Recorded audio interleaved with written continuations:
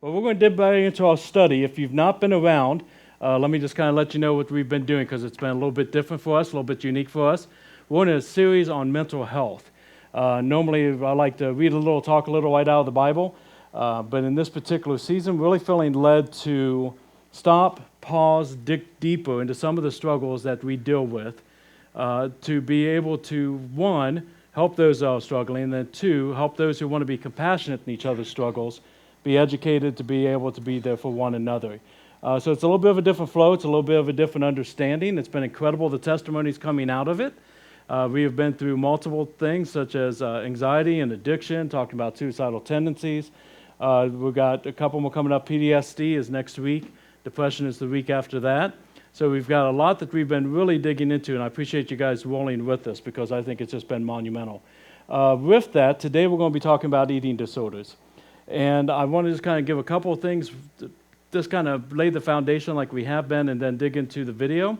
If you've not been here, video has been a big part of this particular study for us because we're looking at the testimonies of those who struggle as well as hearing from some who take and work within these areas that be able to work, to be able to help us and educate us. So here's a few things I want to share with you when it comes to eating disorders. There are basically three most common eating disorders. One is anorexia. I think a lot of us are kind of familiar with that terminology, but just to define it, anorexia is where people generally starve themselves out of intense fear of becoming fat. Despite being underweight or even taking and showing very physical signs of not having enough weight on them, they never believe that they're thin enough. In addition to restricting calories, people with anorexia may also control their weight with exercise, diet pills, or purging. The second one is bulimia. That involves a destructive cycle of binging and purging. Following an episode of out-of-control binge eating, people with bulimia would take drastic steps to purge themselves of those extra calories, including excessive exercise, forcing themselves to vomit, inappropriate fasting, and also taking in improper use of laxatives to the point that they call themselves physical harm as well. And then the third one is binge eating disorder. People with binge eating disorder can possibly overeat rapidly, consuming thousands of calories in a very short period of time. Despite feelings of guilt and shame over these secret binges, they feel unable to control their behavior or even stop eating when they're to the point of being uncomfortably full. And we're going to see as we go into these testimonies that usually a person will not have one of these three, but they might have two or they might have three interacting with one another. And so it can get a little bit complex. Some of the myths that come with anorexia and bulimia and with binge eating, when it comes to eating disorders, one of the myths could be that people just think this is something that young people go through, young girls that have maybe watched too many fashion shows or read too many magazines. And there is a large percentage of those who struggle with eating disorders. It does oftentimes start with young ladies in their teens or in their 20s. But guys my age, ladies my age, people of all different spectrums, all different body shapes, all can struggle with eating disorders. It's not something that just really comes into just our youth. We also know that sometimes people think that you have to be underweight to have this disorder, and that's not the case at all. You could look just as healthy as anybody else and still have an eating disorder, or you could be overweight and have an eating disorder. So those are some of the things we kind of want to get out of the way before we get into some of the stories. Sometimes people think that people with eating disorders are vain. That has to do with vanity, and it doesn't have anything to do with vanity most of the times. Again, there could be temptations, especially in your youth, as far as what you see within society, but a lot of times there's a root cause that's deeper than that there's things that draw into this. So we're going to talk about some of those things today, and some people believe that eating disorders are not really all that dangerous. And I think you're going to hear in the video today, some consider it one of the most dangerous, maybe right up there with suicidal tendencies, because this one can lead to death. Can lead to death. So it's a big topic. It's one we definitely want to dig into today. So we're going to start out with the video with Chris's help, and then we'll see what we find from there. They always say before a test you should eat an apple. For some reason that stuck with me because I would never eat that apple.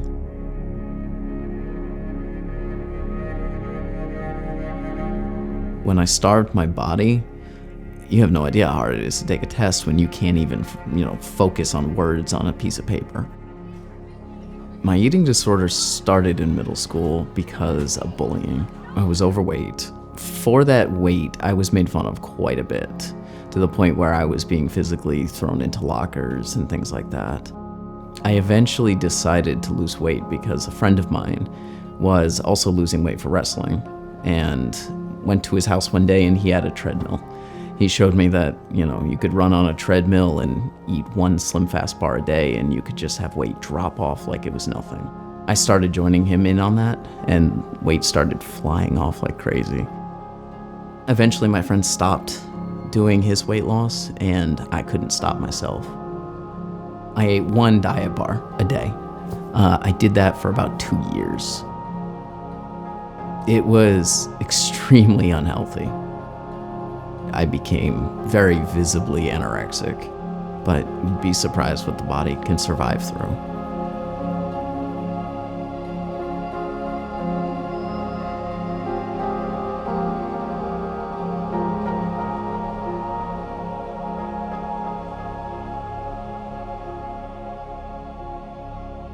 Eating disorders do not discriminate. They affect people of all age, race, sex, gender, spirituality, faith. Where you live, none of that matters. They can be a part of life and a part of people's life everywhere you go. Eating disorders are a non-verbal way of communicating what people are experiencing. I still remember to this day, one of the kids that bullied me literally had broken my nose at one point, slamming me against a locker. I was in the bathroom at high school, and he literally came over to me and was just like, "Sean, you look good." And it was like the most reinforcing thing to my eating disorder that I remember to this day. I'm never going over this weight, ever, because I'm not getting beaten up anymore. I'm safe, and people like me. People who have eating disorders are traditionally highly intelligent, extremely successful, very well liked, and so none of those become ways to know that someone has an eating disorder. They often are high achievers. There is a definite aspect of control.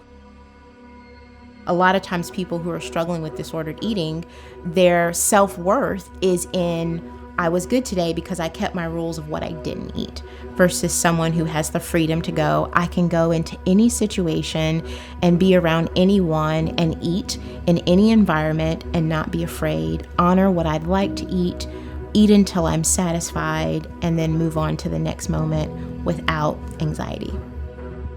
Well, I'm pretty sure I came out of the womb anxious. I worried about my grades.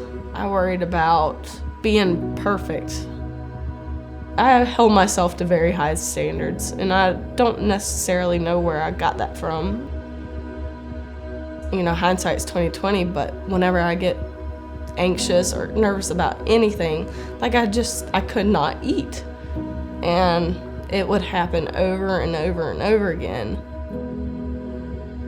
I was having panic attacks, couldn't focus on school.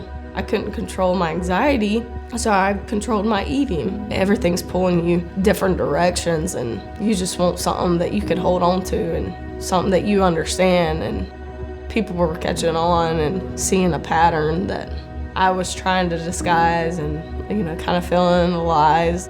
I'd go on runs, say I'm trying to get in shape, but it was all just me trying to play the part until I saw results. But no one else, even my best friends, didn't even know what I was going through. Eating disorders kind of at their root are isolating, they are life inhibiting, they very much take people out of their lives and make their lives unenjoyable, unlivable, unmanageable. If I could describe it, it's just a cage. That's the way I felt. My lowest day is just not knowing where to go, who to see. The amount of weight that I lost in the period of time that I lost was incredible. It was beyond unhealthy. Your body reacts to the things you do. And so when you're doing all these unhealthy things, it's harming you in a lot of ways that you don't realize, in ways that you don't feel. anorexia in particular is it is the deadliest mental illness that's out there. When you're malnourished in your body, you're also malnourished in your brain. So your reasoning, your impulse control, your prefrontal cortex, and the decisions that you make are all going to be very different, and it puts you extreme risk.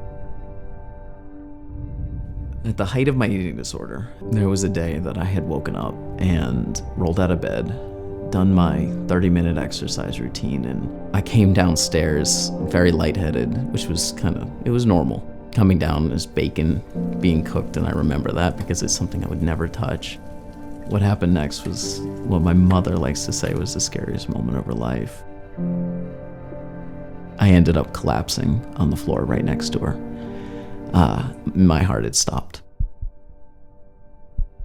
The only reason we even knew my heart had stopped is because my father was a doctor, and he manually beated my heart.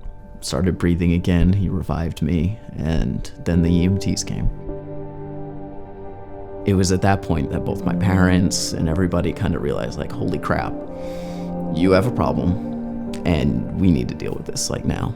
And that's when I started kind of really my first attempt at getting better. I believe there comes a threshold where you just cannot take anymore. And I think I just got to that point where enough's enough. I'm hating myself so much, and life's not supposed to work that way. And nothing was normalized, and I long for it so bad. You know, the truth of it is our body only has so much reserves that we can draw on before eventually you're just going to run out. Since the beginning of time, even through now, you know, food is used to connect people. Food is used when we celebrate, when we grieve, when we're happy, when we're sad. So the emotional connection is definitely there. For someone with an eating disorder, that connection is intensified. It's anxiety-inducing, it's isolating, it's stressful. It's something that then is to be avoided. Food became this obstacle that I had to get around. And you'll find ways around it if you really want to. It was a roller coaster of up and down feelings. It was an eating disorder clinic in Maryland, and that was when my relationship with food finally took like the complete 180. There's no mirrors anywhere within this place. However, there's a TV, and so the TV was turned off so you can see your reflection in it. I thought I was maybe twice this guy's size. And I was like, you definitely have an eating disorder. You're much thinner than me. He walks by the TV, I see his reflection, and then I walk by it myself, and I'm the same size. That next day, when I took my next meal in that morning, it was like a completely different world. It was a different mindset because it was like an awakening moment. Everything that I believed I looked like, everything I thought I looked like was untrue in that moment. And that's when I decided, it's just food. I need food. I need food to live. It's not my enemy. I'm gonna make myself love it again. It is a void that just sucks you deeper and deeper and deeper. And going towards that light is a very difficult thing. It feels like it's this like little pinprick. It's a hole no bigger than that. You can't get to it until you want it. I started intensive outpatient therapy, transferred over to the partial hospitalization program that they had at Renfrew in Charlotte. And when that just wasn't enough, I decided I really, really needed to go to Florida where their residential treatment was, and was there for a little over a month. I learned more about myself in that month than I have in my entire life. And I had 2 nieces on the way. I knew, like, if I could not love myself, how in the world am I supposed to teach my nieces and nephews that, hey, you're worth it? I mean, yes, you're gonna stumble and fall, but that's part of life, and you're gonna be okay, like, you're beautiful. How am I supposed to expect them to say that if I can't say that to myself? It was about 6 years of my life that I was in and out of the hospital, probably close to 9 times. And it wasn't until at the end of that, I was about probably 19 or 20, that I really finally got my feet on the ground and got really moving towards recovery on my own. The doctor told me that when my heart had stopped, It was also because I had gone years of not eating. I've had no fuel for it. It is technically a muscle. So because of that, my heart is actually shrunk. My heart rate will not go as high as it normally would. If I ever started becoming a runner or something like that, I wouldn't be able to maintain the blood flow to my muscles as well as I normally would. And that's a physical thing that has happened to me because I decided to not eat. Since there are so many types of eating disorders, the easiest way to think about it is if food or thoughts of food or number on a scale or how much you exercise dominates your life, there might be an issue. And whether it's something that's diagnosable as an eating disorder or as disordered eating or self-esteem issues, those are all things that at some point probably need to be addressed. At the base of eating disorders, there are three main symptoms. So those typically include restricting, binging, and purging. Restricting is when someone undereats based on quantity or variety of foods. Binging is when someone consumes an excessive amount of food within a short period of time. Purging is when someone compensates for eating either by self-induced vomiting, by exercise, or by laxative abuse. So of the three symptoms, restricting, binging, and purging, oftentimes they will co-occur together. So that means that you can have binging in conjunction with purging or restricting in conjunction with binging. They don't have to occur all alone by themselves. What recovery looks like. It is definitely a journey and it's not a destination, and it's important for everyone to understand that there are certain things that you may always have to do in order to stay healthy. For someone to fully recover, family support, friend support, getting treatment team on board, that's extremely critical because it's not something that you can overcome alone. Typically because you've got to have other people there kind of helping you out and cheering you on, keeping you accountable when you need to be kept accountable. There are so many people out there with eating disorders that are male. So many. I'm one of them. I felt like I was the only one in the world. I didn't even meet one until I was 18.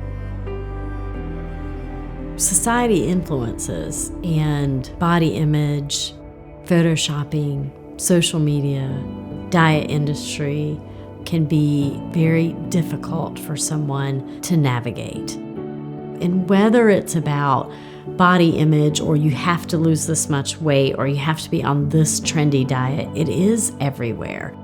It's just really complex.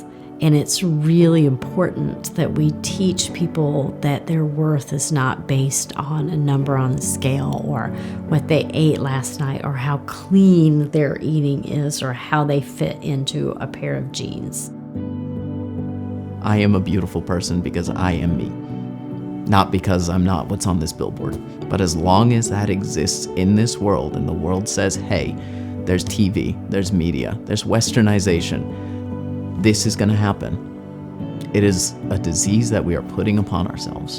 And until that stops, we're going to have eating disorders. My eating disorder is something that is behind me. It's on my back. That's the way I like to think of it.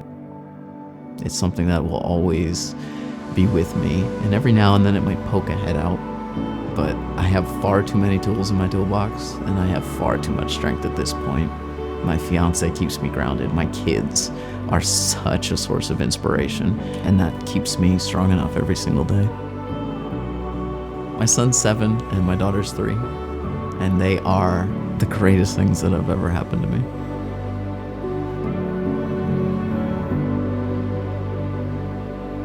Loving myself means eating every day, means feeding my body what it wants, when it wants. This is what I'm stuck with my entire life, and there I was sabotaging it. Perfectionism is what I put on myself, and today I'm okay with falling short as long as I give it my all. It's my goal every single day, just to be the best I can be. I'm Chelsea, and I'm gonna be Chelsea tomorrow, whether I'm perfect Chelsea or imperfect Chelsea. I'm a chef manager at a local grocery store, and I deal with food all day. Food has kind of always been an obsession in my life, whether it was positive or negative. At this point, it's completely positive. There's a lot of food I felt like I missed out on throughout my life. And in some ways, this is my way of getting it back. By making people food and seeing them smile, and it's my way of feeding the world.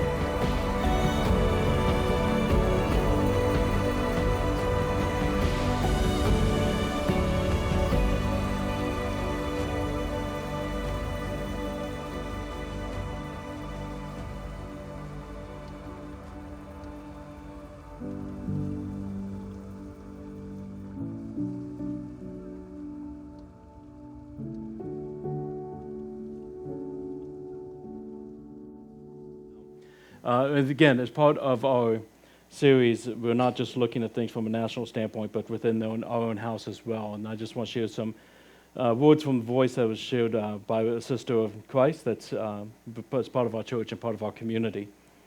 She shared, I wouldn't normally offer to share because this isn't an area that I have victory over yet. But I realize that when we don't give up, that is in itself a victory. So in that spirit, I share my story. I've had disordered eating for as long as I can remember. I had various seasons in my life, times of severe restriction, years of bulimia, and lots of compulsive eating and binge eating. As a young girl, I was lonely and afraid, and I befriended food. But as time went on, it turned against me. I turned to it for comfort and to push back with defeat, weight gain, body shame, and even a greater sense of loneliness. I swept away childhood trauma with bowls of ice cream, cinnamon toast, and macaroni and cheese, and as a result, the trauma didn't heal, and I became more and more isolated and miserable.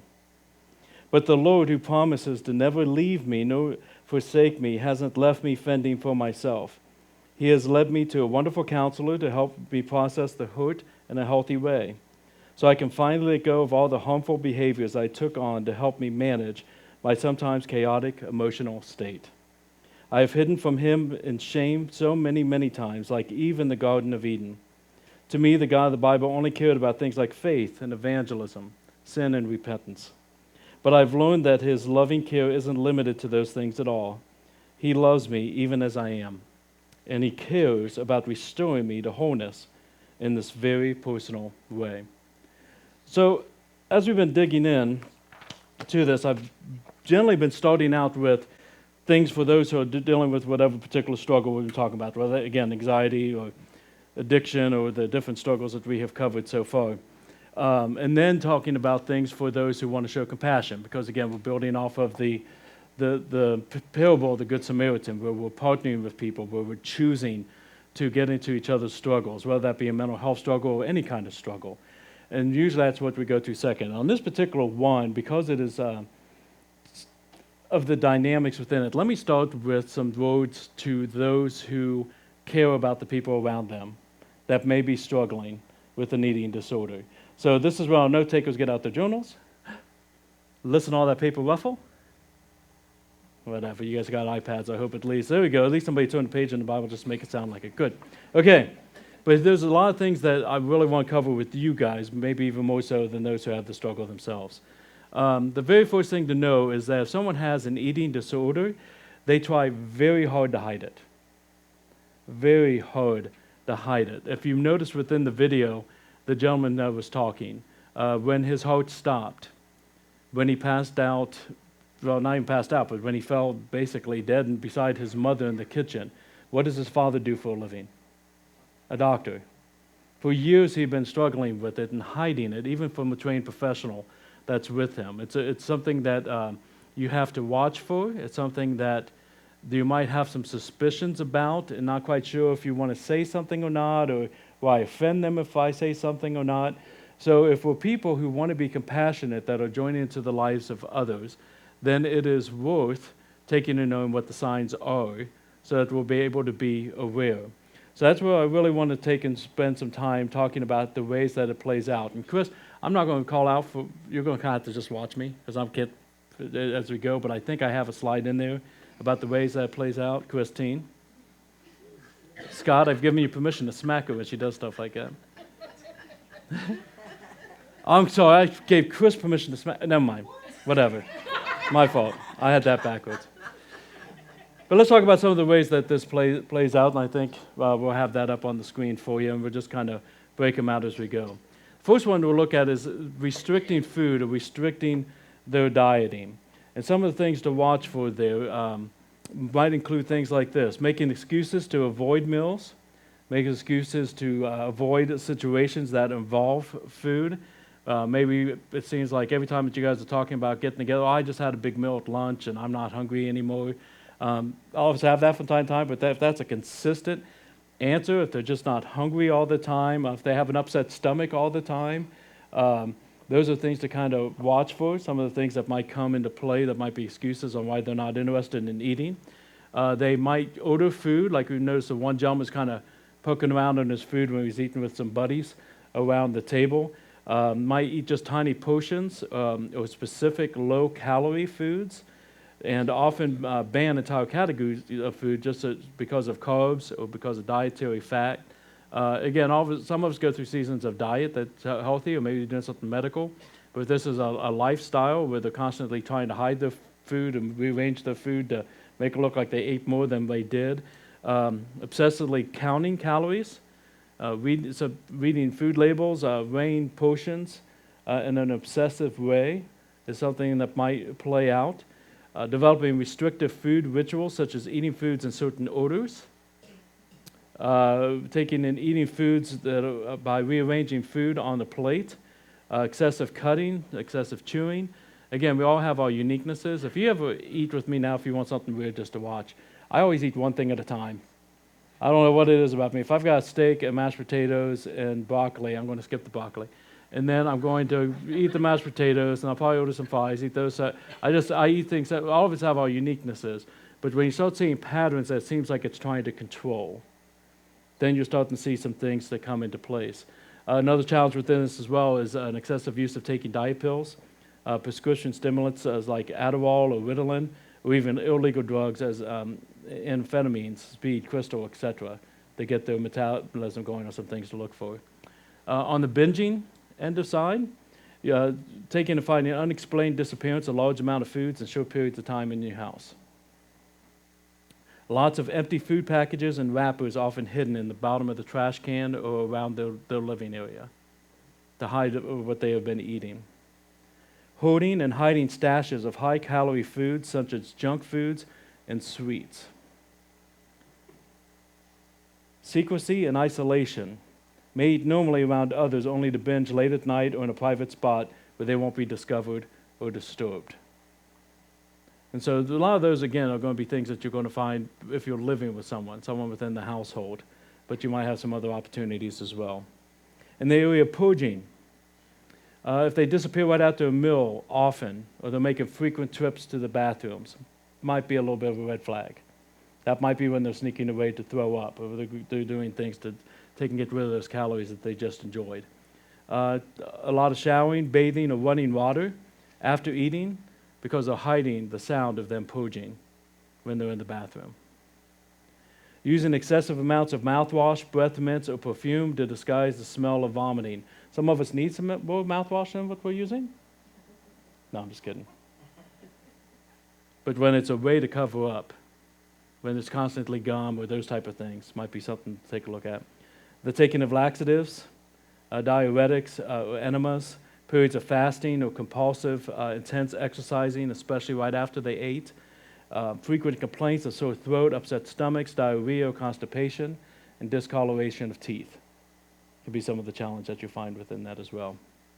And then the last one we'll give is distorted body image or altered appearance. Extreme preoccupation with body or weight, constant weigh-in, spending lots of time in front of the mirror inspecting and criticizing their body. Significant weight loss, rapid weight gain, constantly fluctuating in your weight, frequent comments about being fat or overweight or about a fear of gaining weight, wearing baggy clothes or multiple layers in an attempt to hide their weight. Some of these things we just take as normal, especially if we're talking about someone that might be in high school or college or junior high or that type of thing. But once you start seeing these things come together, it really should start counting those red flags and seeing what things might be there. And really watch it with your teenagers.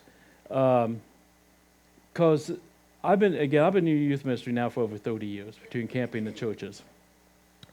And there's something we talked about when we talked about suicidal tendencies that I think falls into place when we're talking about our teens. as well. I don't know what it is about us that once we get about 30, we forget how hard it is to be a teenager. I don't know what it is as that since we're not in that environment, we don't realize that I graduated 30 some odd years ago. It's so much tougher now than when I was a kid, and I'll tell you what, it was hard when I was a kid. And one of the things that we happen when we're talking about suicidal tendencies is one of the most destructive things you can do is say, well, everybody has problems. You just got to learn how to deal with them. You just got to get over it. You just got to move on. You just got to be strong. It's the worst thing you can do to somebody who's dealing with a suicidal tendency, because there's a challenge there. There's a disorder there that needs to be tended to. Same here. The worst thing you can do is say to a teen is just say, you just got to eat. You just got to get your crap together. I don't care what all the other kids are saying at school. I don't care how things are going. I don't care what the fast trends are. You just need to pull it together. Is not an appropriate adult way to help a child that's going through an eating disorder. If you compare that to the testimonies we saw today, you would say, oh, that wouldn't have been good. That wouldn't have tied. We got to be able to have that same sensitivity with our kids, within our community, and within our homes as well. And then the one I'll put in there as well is step in. When you have enough red flags that you have a little bit of a concern, one of the hardest things to get past is like, well, what if I say something and this happens, or what if I'm wrong, or what if they get upset? Step in. Just step in and talk. Share some things. Or we'll give you some ideas of how to step in and how to work within that area. Because if you don't, the danger of regret later is too great. So here's some things that you can do when you want to talk to someone. Pick a good time.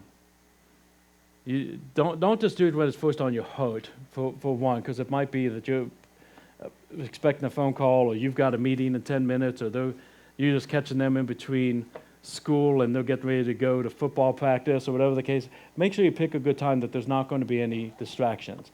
You don't know how long the conversation's going to go. There's a shot as we talk here next. It might go very short.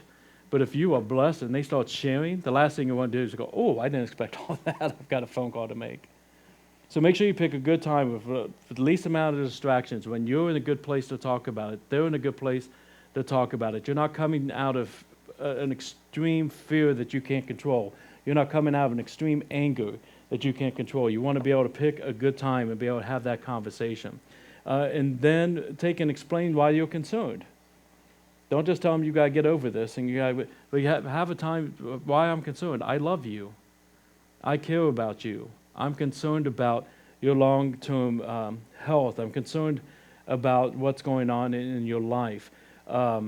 Because one of the things that we're going to have next is that you have to be prepared for denial and resistance, because they're hiding it.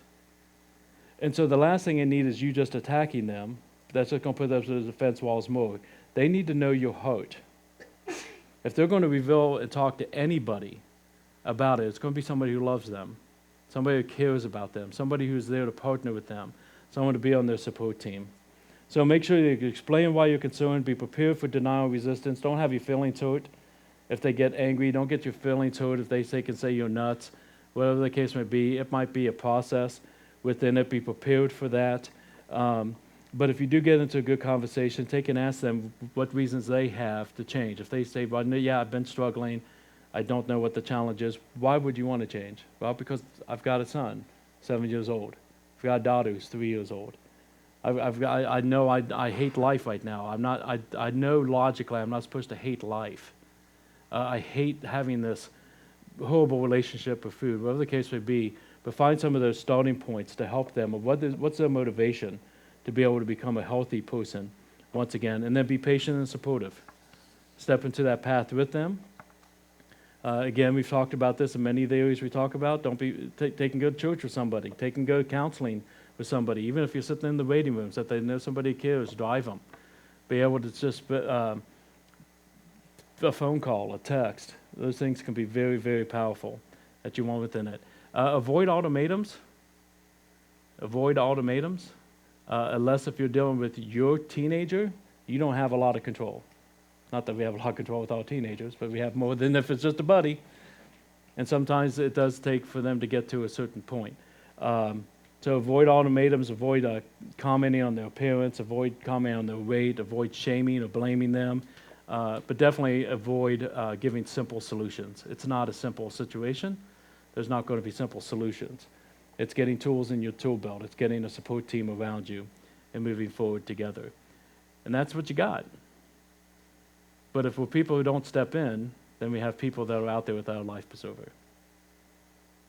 If you're struggling with an eating disorder, I'll give you a couple things here. First off, recognizing what the source of that eating disorder is helps tremendously.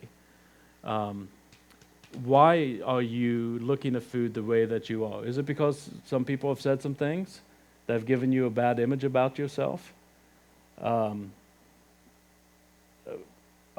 give this example, and I'm making sure I don't say any names that would take and put anybody out there. But I remember a young lady once in school that had a crush on a boy, and the boy said, "You're too fat for me," and the girl was about the size of my daughter. What is that? What is that?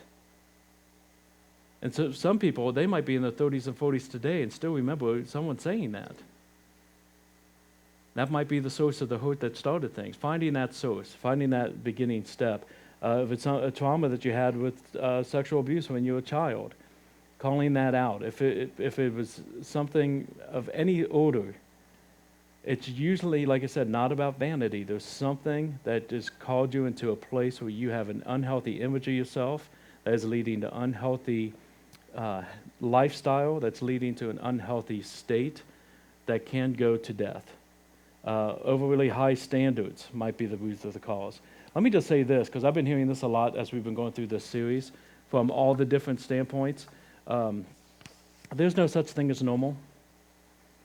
If people could get their minds around that, oh my goodness, the freedom that we would have in our lives. There is no such thing as normal. In my first marriage, my son's mom would say that all the time. I just want a normal life, and it'd be, there's no such thing, There's no looking normal. There's no acting normal.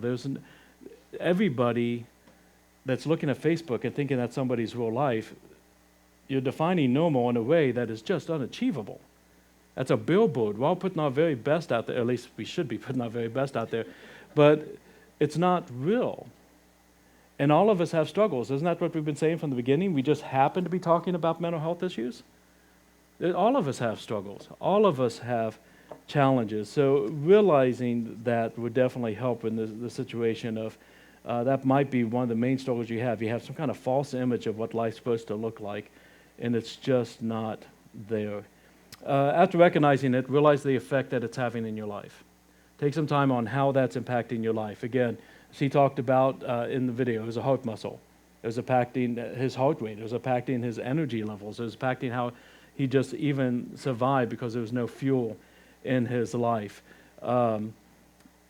And for others, it could be that you're trying to control. They talked about that, where you're trying to control things. I have no control over how people are talking about me. I have no control over what other people want in my life, but I can control what I eat, and that's mine. And it's very similar to cutting from that standpoint. It's very similar to burning from that standpoint, that I can control this. This is my thing, and nobody else can tell me anything else within that. So realize that effect, because it will get worse.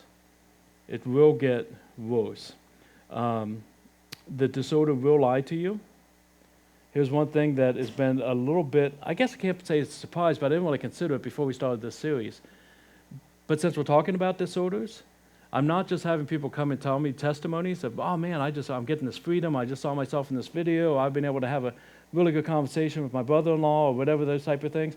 I've had people come to me who see the negative things in these videos and say, oh, I hadn't considered that part. I haven't tried that. My concern is, as we're watching these videos, it's at a point, because we have a disorder on how we see things, that someone might watch this video and say, laxatives. Man, I didn't think about laxatives. Make sure you know that your mind is lying to you. The whole point of today is this disorder can lead to serious health issues and death. It leads to bondage that will get outside of your control. So realizing that impact and how those things come into place matter. And then get help. Get help as soon as you possibly can. Everything that we saw within that video, he's always going to carry that backpack. It's part of his life now. He has a lot more tools. It doesn't come up as much. It rears its ugly head sometimes. but I've got these tools and I can move forward, but it's always going to be a backpack. The earlier you get help, the less long-term effect it will have in your life. When I talk to people, I talk to kids, I always talk about that my way of quitting smoking was the best way of quitting smoking. I had no struggle. I had no bad days where I'm mumbling curse words under my breath. I had no times when I was just really wishing I had a drag or I was jealous of somebody else that was outside. My way of quitting was the best. I've never had a lit cigarette to my mouth. I've had plenty of other vices in my life. Don't get me wrong, I'm not perfect. But when it comes to cigarettes, I just never smoked one. The earlier we get the help, the less the addiction. The earlier that we don't step into these things or that we get help because we've fallen into these things, the less the pain is of finding freedom again and finding that redemption. So get help early. We've been seeing through this more and more, and again, this has been kind of something I didn't really consider as we were going into it, but we always talk about the importance of Christian community. We always talk about the importance of having people in our lives that are encouraging us and holding us accountable, and that we can spur them forward and they can spur us forward, and we can meet each other where we're at, and we can help each other to grow to be more like Jesus. We always talk about it, but we're seeing it even more and more as we're going through the mental health series. Any of the struggles we have in, we need a support team. A team. Who do I go and talk to about this? Who can take and tell me to my face, this is a struggle? Who can I go to and say, I'm struggling today, and they say, okay, here's a big old plate of mashed potatoes, we're going to sit here until you're done. You know, whatever the case may be, who do you need to be part of that support team? Who's your counselors? Who's your friends? And if you're a youth, please hear me when I say this. If you've got godly parents that care about you, dig in. I know not every parent is godly. I know not every parent cares. It's heartbreaking. But if you've got that benefit, dig in. Have that as part of your support team. Doesn't mean they have to be the 100% every single time, but they're part of your support team, and have that around you. Also, I'll give you this, Chris. I do know I've got this for you, the National Eating Disorder Lifeline. This is just as important and can be just as scary as suicide, so let's make sure we also have a lifeline here. If it's the middle of the night and you don't feel like you got anybody else around you, 1-800-931-2237. They're not open 24/7, but they're open quite a bit. This website I encourage you to take a look at as well. It's got tons of great resources on it, a ton of great resources. I've not yet found anybody in Marion that specializes in eating disorders, but there's multiple offices in Columbus, and you know what? It's worth the trip. It's worth the trip. It's amazing that we'll drive a half an hour, 45 minutes to go see a movie, but oh my gosh, Columbus is so far away. You with me? So take a look at that. They also have a chat. You can do live chat if you don't want to talk to somebody, you want to talk back and forth. They have resources, they have those offices, and they also have a page for free and low-cost support if you need some help within those areas as well. But please consider these things. Because you can try and fail and try and fail and try and fail and go through seasons where you just don't care. But something's got to click when you can say, like the young man in the video, I understand that I'm a beautiful person because I'm me. And we live in a world that says, well, not everybody can be special, or else nobody's special anymore. You are God's creation. You are someone's daughter or son. You are somebody's mother or father. You are somebody's friend. When we all stop and pause, I'm telling you, people think so much higher of you than you do in your life. And all of us can find people that take and want to drag us down. You got to put some healthy boundaries in place because they're just not worthy of speaking that into your life. I am beautiful because I am me, not because I'm the person on the billboard. I'm beautiful because I'm me. I am loved because I am me. The youth group not too long ago, we just talked about how other people see us and how we usually give a lot more grace to our friends than we do ourselves. And then we started pondering what it was like if God was telling us what he thought of us. And the crazy part, he has. And we take the whole Christianity thing down to, I just should be a nicer person and someday I get to go to heaven. He is crazy about you. He loves you so much. My identity is in Jesus Christ. I'm going to bring the worship team up if I can, Mike.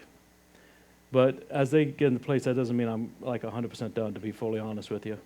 I want to read something to you, and I'm going to tell you where it's at so you can check it out at home. But if you would, go ahead and close your Bibles and your YouVersion. You don't. I just want to read this over you. It's Psalm 18.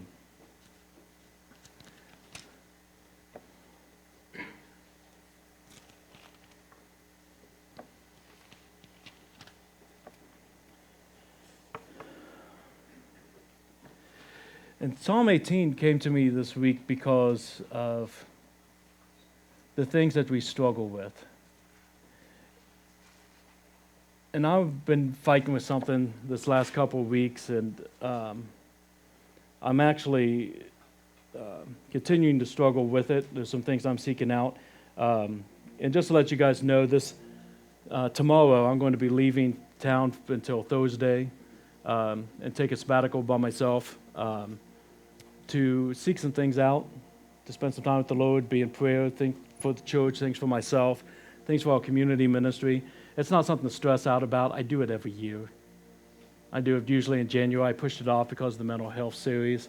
It's a good thing. It's not like pray for me because I'm falling apart. Jenny might feel that way about me, but I feel okay. But there are some things I'm struggling with, and some of that stuff to the point that it feels like you're just wrestling with Satan, man. It just feels like you just got that thing and you're going at it. And so I was reading Psalm 18 for myself. But one of the biggest things along with this mental health series that I think a lot of us are recognizing as well, when it comes to our mental health struggles, it helps to realize it is an entity that we struggle with. It's not just me. I'm not just a person full of anxiety. Anxiety impacts me, fights me, tries to take me down. It tries to take up my day. It tries to take over. My addiction is almost like a separate entity that I fight with and I struggle with. So if you have an eating disorder, or you're helping someone that's struggling with an eating disorder, or anxiety, or addiction, suicidal tendencies, PTSD, depression, and you see it as the enemy, and Psalm 18 is for you as well. But if you're sitting here just because this is the series we're going through, and you're like, I really don't connect to this one that much, what is your struggle that is not mental health?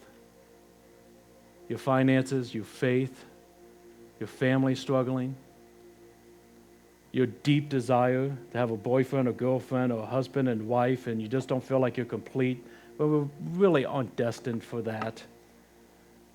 There's nothing wrong with it. It's great. It's fine. But our completion comes in our identity in Christ. So there's sometimes that struggle could take us to some messed up places. Maybe that's your enemy. Will you consider that as I read to you? And this is one of those Psalms that he's like in the mood. So it's going to take a little bit of time. And if you got to close your eyes and listen, please do. Scott, if you would. If you need to just watch and listen, that's great too. You guys know when I got 16 things going in my head, I mess up all the time when I'm reading. Pray for my sanity in these moments.